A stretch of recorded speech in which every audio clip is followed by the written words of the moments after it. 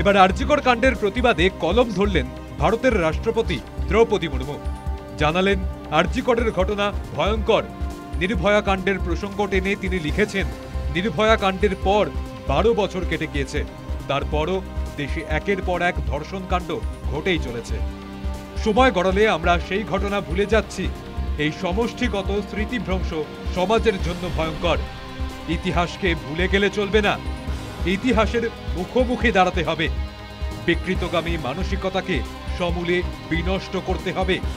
সময় এসেছে, ভারত জেগে ওঠো। বিকৃতগামী মানসিকতার বিরুদ্ধে রুখে দাঁড়াও।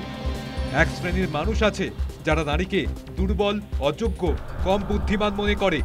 এই লড়াই তাদের বিরুদ্ধে। নারীকে যারা পণ্য হিসাবে দেখে তাদের বিরুদ্ধে লড়াই জারি রাখতে হবে। এই লড়াই আমাদের করতে হবে, যাতে আমাদের মেয়েরা ভয়ের থেকে স্বাধীন হতে পারে।